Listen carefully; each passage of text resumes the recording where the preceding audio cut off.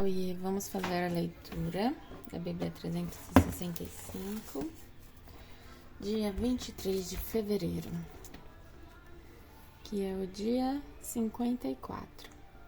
Lá em Levítico, capítulo 14, versículo de 1 a 57. O Senhor disse a Moisés: Estas são as instruções a respeito da purificação da pessoa com lepra. Ela deverá comparecer perante o sacerdote, que a levará para fora do acampamento e examinará a infecção. Se o sacerdote constatar que a lepra foi curada, realizará uma cerimônia de purificação usando 2 aves vivas cerimonialmente puras, um pedaço de madeira de cedro, um pano vermelho e um ramo de isopo.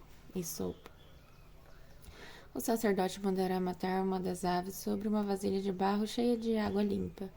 Em seguida, pegará a ave viva, o pedaço de madeira de cedro, o pano vermelho e o ramo de isopo, e os molhará no sangue da ave, que foi morta sobre a água limpa. Depois disso, o sacerdote aspergirá 7 vezes o sangue da ave morta sobre a pessoa que está sendo purificada da lepra. Quando o sacerdote tiver purificado a pessoa, soltará a ave viva em campo aberto. A pessoa que está sendo purificada lavará suas roupas, raspará todos os pelos e se banhará com água.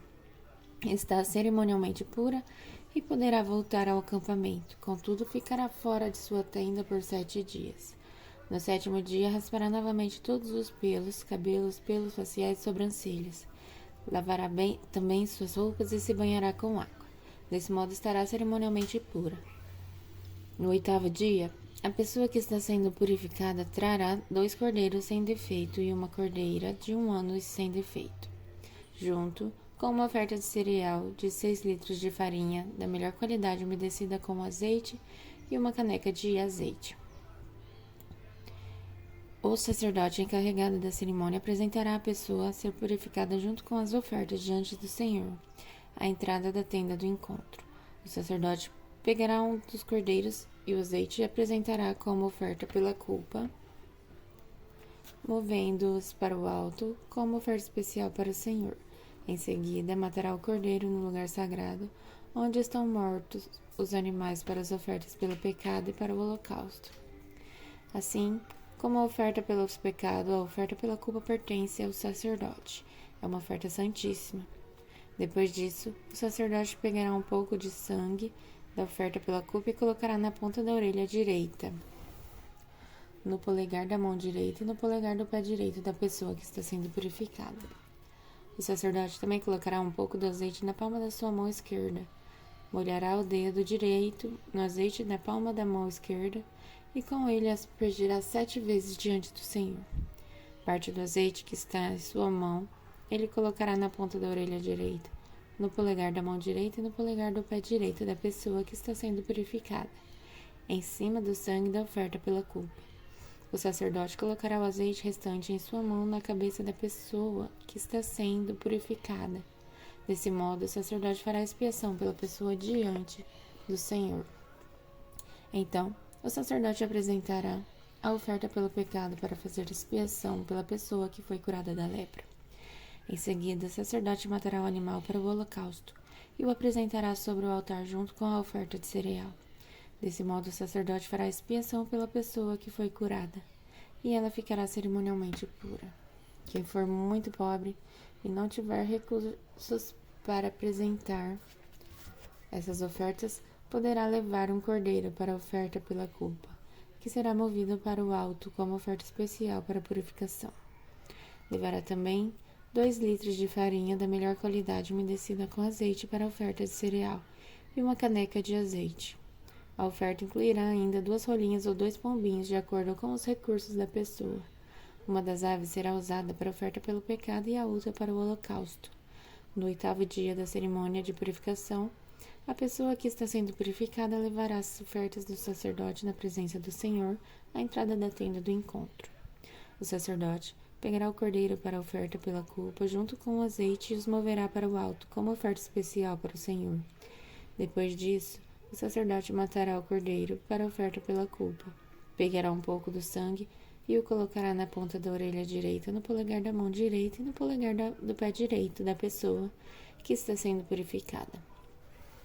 O sacerdote também derramará um pouco do azeite na palma da sua mão esquerda. Molhará o dedo direito no azeite da palma de sua mão esquerda e com ele aspergirá 7 vezes diante do Senhor parte do azeite que está em sua mão. Ele colocará na ponta da orelha direita, no polegar da mão direita e no polegar da mão esquerda do pé direito da pessoa que está sendo purificada, em cima do sangue da oferta pela culpa.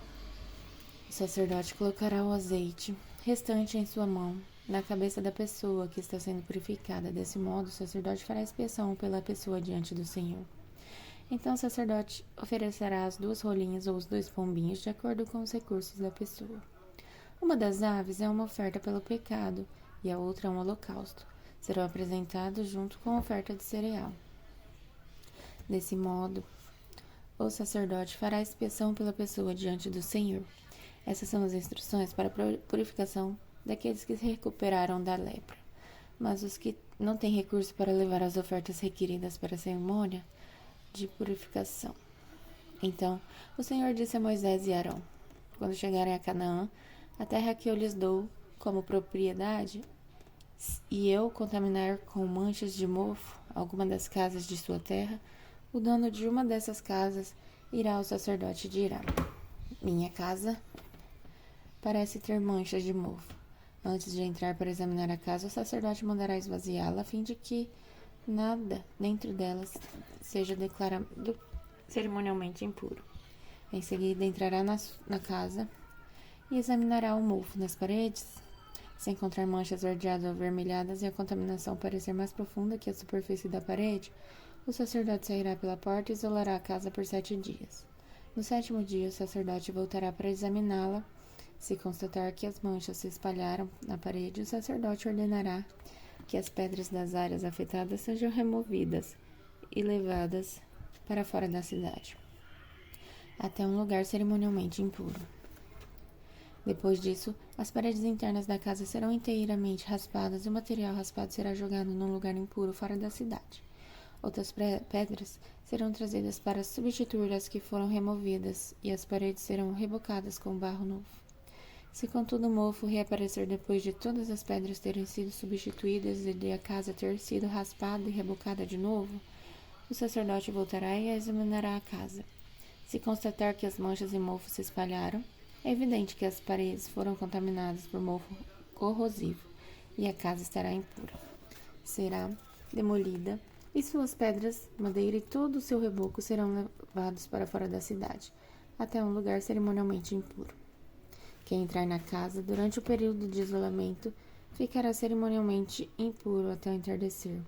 Quem dormir ou comer na casa deverá lavar suas roupas. Se, contudo, o sacerdote voltar para examinar a casa e constatar que as manchas do mofo não reapareceram depois de colocado o reboco novo, ele a declarará pura, pois é evidente que o mofo desapareceu. A fim de purificar a casa, o sacerdote pegará 2 aves, um pedaço de madeira de cedro, um pano vermelho e um ramo de isopo. Matará as aves sobre uma vasilha de barro cheia de água limpa.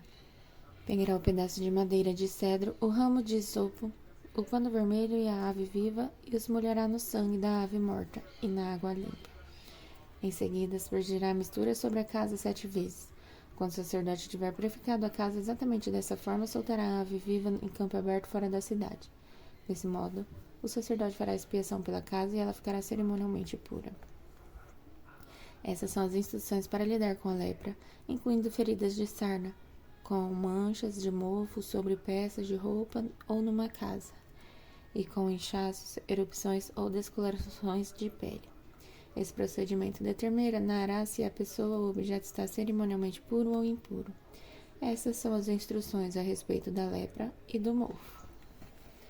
Agora em Marcos, capítulo 6, versículo de 30 a 56. Os apóstolos voltaram de sua missão e contaram a Jesus tudo o que tinham feito e ensinado. Jesus lhe disse: vamos sozinho até um lugar tranquilo para descansar um pouco, pois tanta gente ia e vinha que eles não tinham tempo nem para comer. Então, saíram num barco para um lugar isolado a fim de ficarem a sós. Contudo, muitos os reconheceram e os viram partir, e pessoas de várias cidades correram e chegaram antes deles.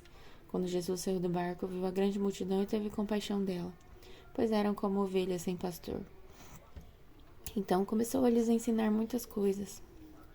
Ao entardecer, os discípulos foram até ele e disseram: Este lugar é isolado e já está tarde. Mande as multidões embora para que possam ir aos campos e povoados vizinhos e comprar algo para comer. Jesus, porém, disse: Providenciem vocês mesmos alimentos para eles. Precisaríamos de muito dinheiro para comprar comida para todo esse povo, responderam. Quantos pães vocês têm? Perguntou ele. Vou verificar. Eles voltaram a informar: 5 pães e 2 peixes. Então Jesus ordenou que fizessem a multidão sentar-se em grupos na grama verde. Assim, eles se sentaram em grupos de 50 e de 100. Jesus tomou os 5 pães e os 2 peixes, olhou para o céu e os abençoou. Então, à medida que ia partindo os pães, entregava-os aos discípulos para que os distribuíssem ao povo. Também dividiu os peixes para que todos recebessem uma porção. Todos comeram à vontade, e os discípulos recolheram 12 cestos com os pães e peixes que sobraram. Os que comeram foram 5.000 homens. Logo, em seguida, Jesus insistiu com seus discípulos que voltassem ao barco e atravessassem o mar até Betsaida, enquanto ele mandava o povo para casa. Depois de se despedir de todos, subiu sozinho ao monte para orar. Durante a noite, os discípulos estavam no barco, no meio do mar, e Jesus sozinho em terra. Ele viu que estavam em apuros, remando com força e lutando contra o vento e as ondas. Por volta das 3 da madrugada, Jesus foi até eles caminhando sobre o mar. Sua intenção era passar por eles, mas, quando o avistaram caminhando sobre as águas, gritavam de pavor, pensando que fosse um fantasma. Ficaram todos aterrorizados ao vê-lo. Imediatamente, porém, Jesus lhes disse: Não tenham medo, coragem, sou eu. Em seguida subiu no barco e o vento parou. Os discípulos ficaram admirados, pois ainda não tinham entendido o milagre dos pães. O coração deles estava endurecido.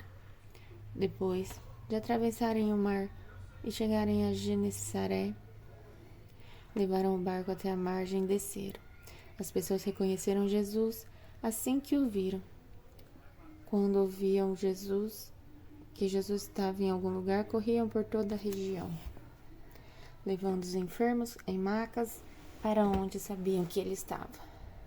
Aonde quer que ele fosse, aos povoados, à cidade ou aos campos ao redor, levavam os enfermos para as praças, suplicavam que os deixassem pelo menos tocar na borda de seu manto, e todos que o tocavam eram curados.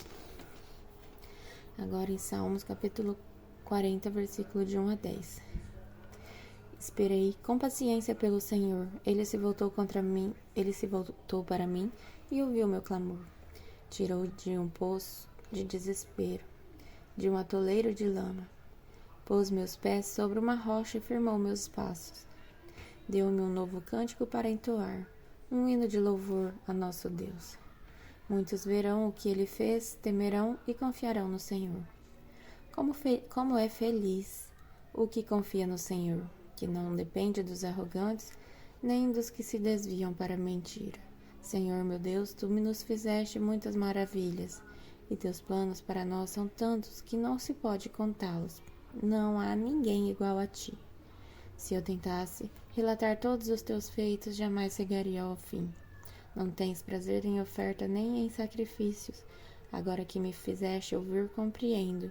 Tu não exiges holocausto nem ofertas pelo pecado. Então eu disse: Aqui estou, conforme está escrito em meu respeito no livro. Tenho prazer em fazer tua vontade, meu Deus, pois a tua lei está em meu coração. Anunciei a tua justiça a toda a comunidade. Não tive medo de falar. Como bem sabes, ó Senhor, não escondi em meu coração a tua justiça. Falei de tua fidelidade e de tua salvação. Proclamei a toda a comunidade o teu amor e tua verdade. Agora em Provérbios, capítulo 10, versículo de 11 a 12. As palavras do justo são fonte de vida. As palavras dos perversos ocultam intenções violentas. O ódio provoca brigas, mas o amor cobre todas as ofensas. Até o próximo dia, dia 24 de fevereiro.